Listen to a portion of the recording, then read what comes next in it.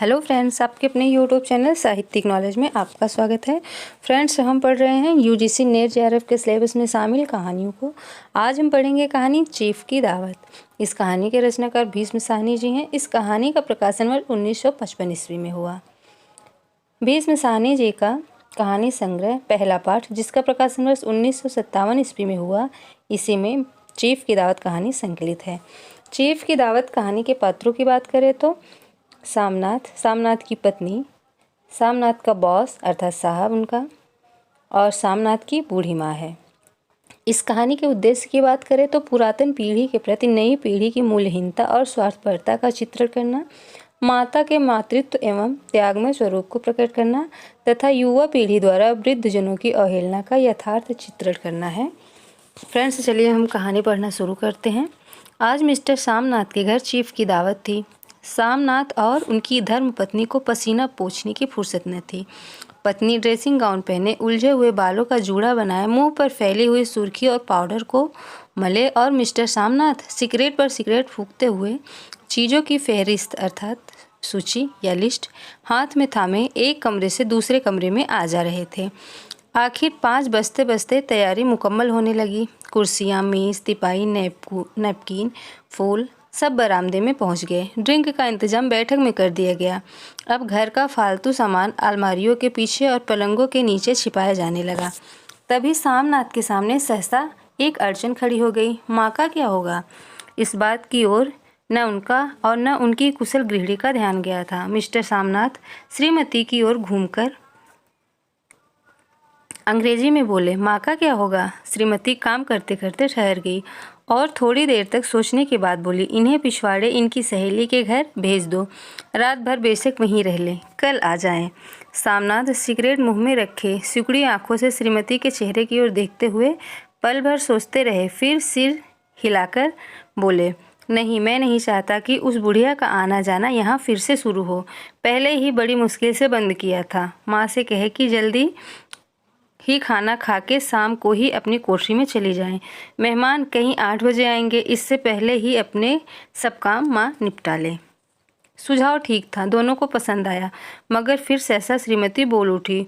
जो वह सो गई और नींद में खर्राटे लेने लगी तो साथ ही तो बरामदा है जहाँ लोग खाना खाएंगे, तो इन्हें कह देंगे कि अंदर से दरवाज़ा बंद कर लें, मैं बाहर से ताला लगा दूंगा, या माँ को कह देता हूँ कि अंदर जाकर सोए नहीं, बैठ ही रहें, और क्या।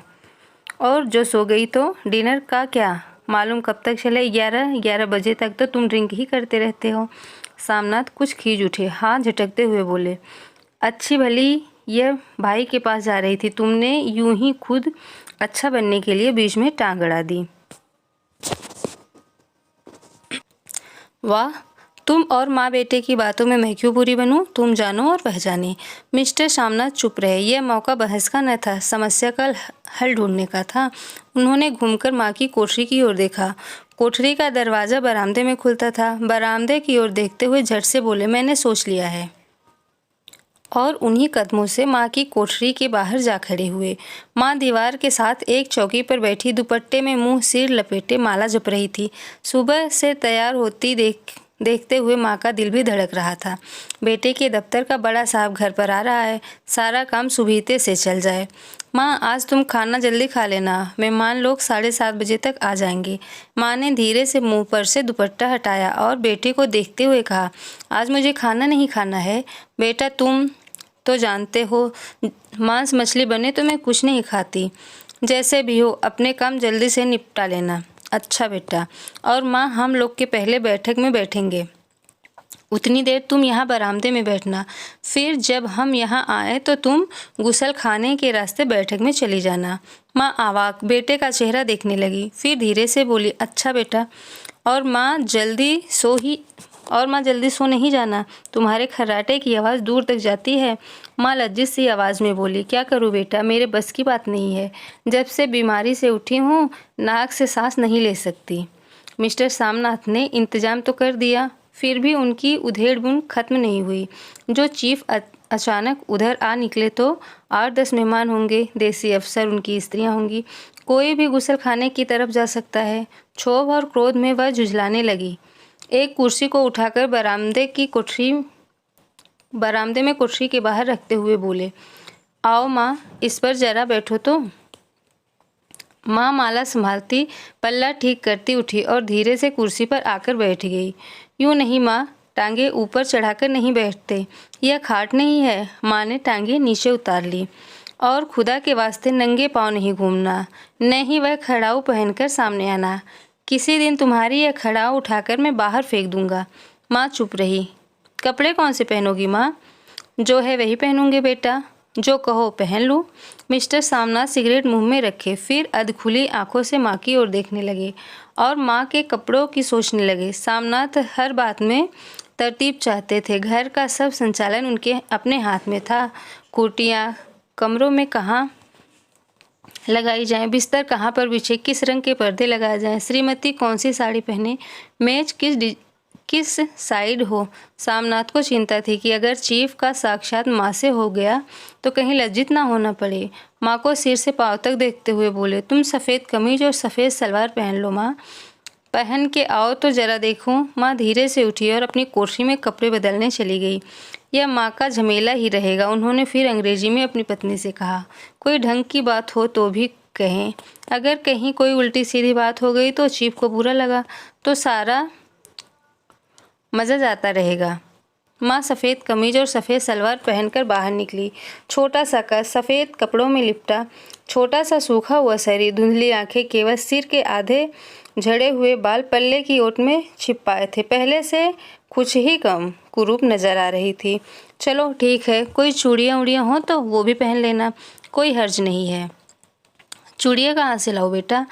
तुम तो जानते हो सब जेवर तुम्हारी पढ़ाई में बिक गए। यह वाक्य सामनाथ को तीर की तरह लगा। तिनक कर बोले, ये कौन सा राग छेड़ दिया माँ? सीधा कह दो नहीं है जेवर, बस। इससे पढ़ाई वढ़ाई का क्या ताल्लुक है? जो जेवर बिका तो कुछ बनकर ही आया हूँ, नीरा लंठूरा नहीं लौटाया। जितना दिया है उससे दुगना ले लेना। मेरी जीभ जल जाए बेटा, तुमसे जेवर लूँगी, मेरे मुँह से यूं ही निकल गया। जो होते तो लाख बार पहनती। 5:30 बज चुके थे। अभी मिस्टर श्यामनाथ को खुद भी नहा धोकर तैयार होना था। श्रीमती कब की अपने कमरे में जा चुकी थी। सामनाथ जाते हुए एक बार फिर माँ को हिदायत करते गए, माँ रोज की तरह गुमसुम बन के नहीं बैठी रहना। अगर साहब इधर आ निकले और कोई बात पूछे तो ठीक तरह से बात का जवाब देना। मैं न पढ़ी न लिखी बेटा, मैं क्या बात करूँगी? तुम कह देना माँ अनपढ़ है, कुछ जानती समझती नहीं, वह नहीं पूछेगा। 7 बजते बजते माँ का दिल धक धक करने लगा। अगर चीफ सामने आ गया और उसने कुछ पूछा तो वह क्या जवाब देगी? अंग्रेजों को तो दूर से ही देखकर घबरा उठती थी। यह तो अमेरिकी है, ना मालूम क्या पूछे। मैं क्या कहूँगी? माँ का जी चाहा कि चुपचाप पिछवाड़े विधवा सहेली के घर चली जाए, मगर बेटे के हुक्म को कैसे टाल सकती थी। चुपचाप कुर्सी पर से टांगे लटकाए वहीं बैठी रही। एक कामयाब पार्टी वह है जिसमें ड्रिंक कामयाबी से चल जाए। सामनाथ की पार्टी सफलता के शिखर चूमने लगी। वार्तालाप उसी रौ में बह रहा था जिस रौ में गिलास भरे जा रहे थे। कहीं कोई रुकावट न थी, कोई अड़चन न थी। साहब को विस्की पसंद आई थी, मेम साहब को पर्दे पसंद आए थे, सोफ़ा कवर का डिजाइन पसंद आया था, कमरे की सजावट पसंद आई थी। इससे बढ़कर क्या चाहिए? साहब तो ड्रिंक के दूसरे दौर में ही चुटकुले और कहानियाँ कहने लगे थे। दफ्तर में जितना रोब रखते थे यहाँ पर उतने ही दोस्त परवर हो गए थे।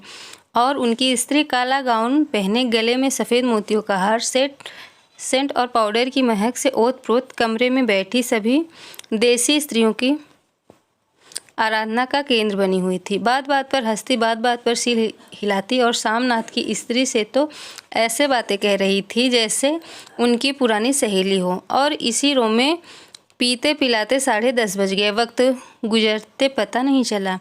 आखिर सब लोग अपने अपने गिलासों में से आखिरी घूंट पीकर खाना खाने के लिए उठे और बैठक से बाहर निकले।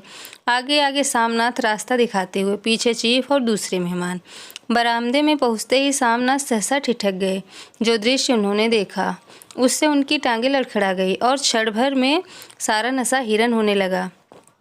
बरामदे में एन कोठरी के बाहर माँ अपनी कुर्सी पर ज्यों की त्यों बैठी थी, मगर दोनों पाँव कुर्सी की सीट पर रखे हुए और सिर दाएं से बाएं और बाएं से दाएं झूल रहा था और मुंह में से लगातार गहरे खर्राटों की आवाज़ आ रही थी। जब सिर कुछ देर के लिए टेढ़ा होकर एक तरफ को थम जाता तो खर्राटे और भी गहरे हो उठते और फिर जब झटके से नींद टूटती तो सिर फिर दाएं से बाएं झूलने लगता। पल्ला सिर पर से खिसक आया था और माँ के झरे हुए बाल आधे गंजे सिर पर अस्त व्यस्त बिखर रहे थे। देखते ही सामनाथ क्रुद्ध हो उठे। जी चाहा कि माँ को धक्का देकर उठा दे और उन्हें कोठरी में धकेल दे, मगर ऐसा करना संभव न था क्योंकि चीफ और बाकी मेहमान पास खड़े थे। माँ को देखते ही देसी अफसरों की कुछ स्त्रियां हंस दी कि इतने में चीफ ने धीरे से कहा, पुअर डियर। माँ हड़बड़ा के उठ बैठी। सामने खड़े इतने लोग को देखकर ऐसी घबराई कि कुछ कहते न बना। झट से पल्ला सिर पर रखती हुई खड़ी हो गई और ज़मीन को देखने लगी। उनके पाँव लड़खड़ाने लगे और हाथों की उंगलियां थर थर काँपने लगी। माँ, तुम जाके सो जाओ। तुम इतनी देर तक जाग रही हो। तुम क्यों इतनी देर तक जाग रही थी? और खिसियाई हुई नज़रों से सामनाथ चीफ के मुंह की ओर देखने लगे। चीफ के चेहरे पर मुस्कुराहट थी। वह वहीं खड़े खड़े बोले, नमस्ते। माँ ने झिझकते हुए अपने में सिमटते हुए दोनों हाथ जोड़े, मगर एक हाथ दुपट्टे के अंदर माला को पकड़े हुए था, दूसरा बाहर ठीक तरह से नमस्ते भी न कर पाई। सामनाथ इस पर भी खिन्न हो उठे। इतने में चीफ ने अपना दायां हाथ मिलाने के लिए माँ के आगे किया। माँ और भी घबरा उठी। माँ, हाथ मिलाओ। पर हाथ कैसे मिलाती? दाएं हाथ में तो माला थी। घबराहट में माँ ने बायां हाथ ही साहब के दाएं हाथ में रख दिया। साहब दिल ही दिल में जल उठे।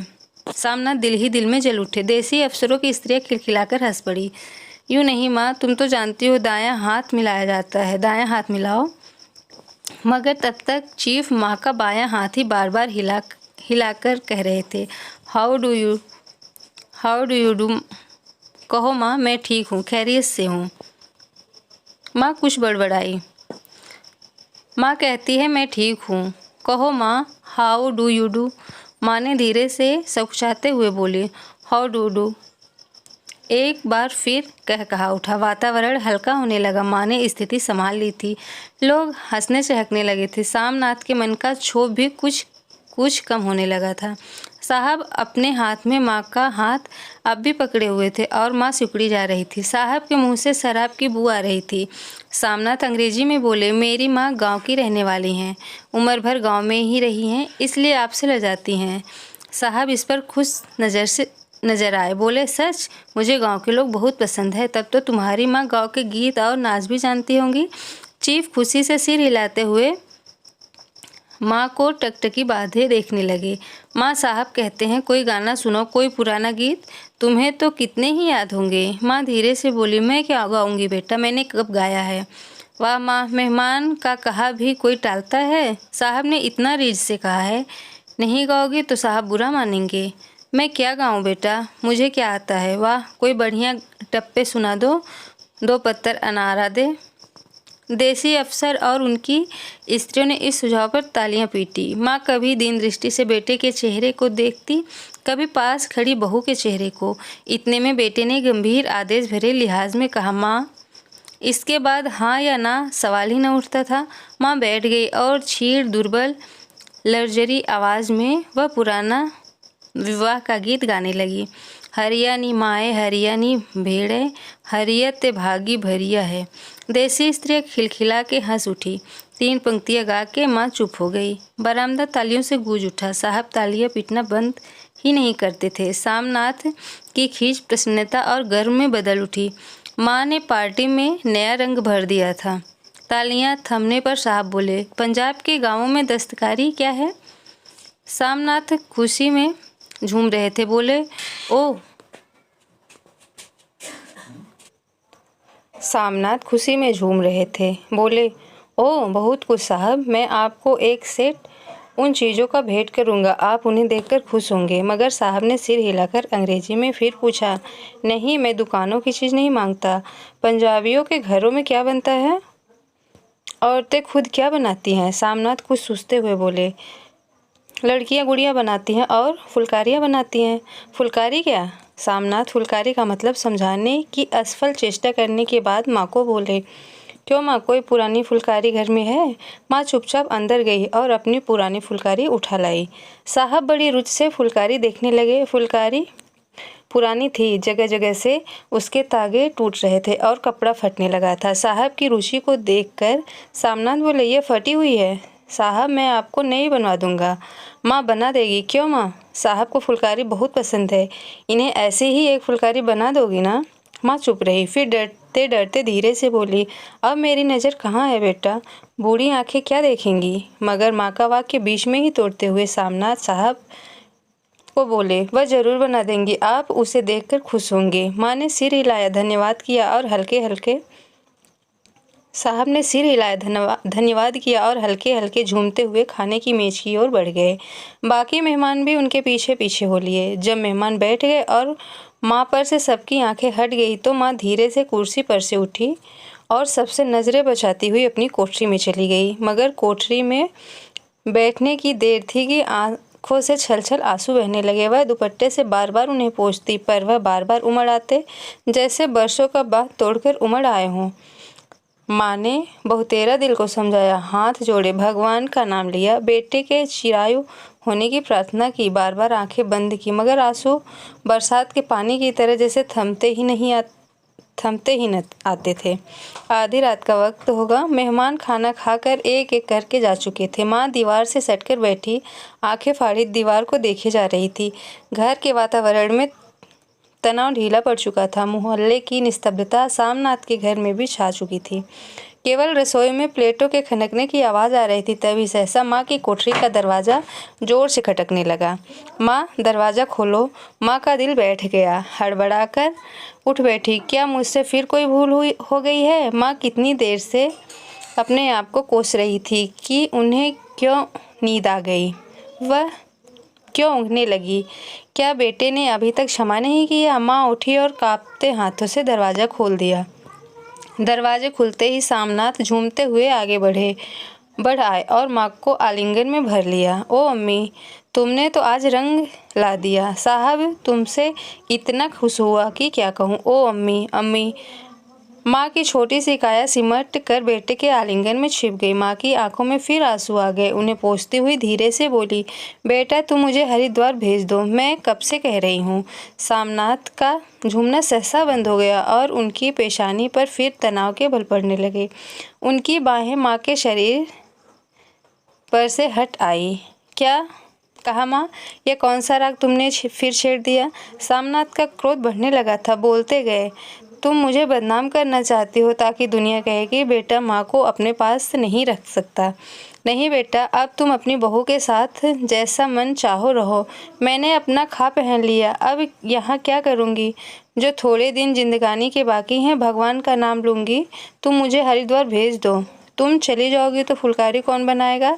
साहब से तुम्हारे सामने ही फुलकारी देने का इकरार किया है। मेरी आंखें अब नहीं है बेटा जो फुलकारी बना सकूँ। तुम कहीं और से बनवा लो, बनी बनाई ले लो। माँ, तुम मुझे धोखा देके यूँ चली जाओगी, मेरा बनता काम बिगाड़ोगी। जानती नहीं साहब खुश होगा तो मुझे तरक्की मिलेगी। माँ चुप हो गई, फिर बेटे के मुँह की ओर देखती हुई बोली, क्या तेरी तरक्की होगी? क्या साहब तेरी तरक्की कर देगा? क्या उसने कुछ कहा है? कहा नहीं, मगर देखती नहीं कि कितना खुश गया है। कहता था जब तेरी माँ फुलकारी बनाना शुरू करेंगी तो मैं देखने आऊँगा कि कैसे बनाती हैं। जो साहब खुश हो गया तो मुझे इससे बड़ी नौकरी भी मिल सकती है, मैं बड़ा अफसर बन सकता हूँ। माँ के चेहरे का रंग बदलने लगा। धीरे धीरे उनका झुर्रियों भरा मुँह खिलने लगा, आँखों में हल्की हल्की चमक आने लगी।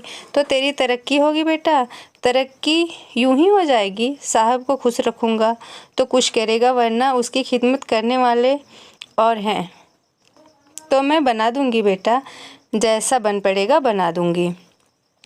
और माँ दिल ही दिल में फिर बेटे के उज्जवल भविष्य की कामना करने लगी। और मिस्टर सामनाथ अब सो जाओ माँ कहते हुए तनिक लड़खड़ाते हुए अपने कमरे की ओर घूम गए। फ्रेंड्स, कहानी पूरी हुई। अगली वीडियो में हम अगली रचना को देखेंगे।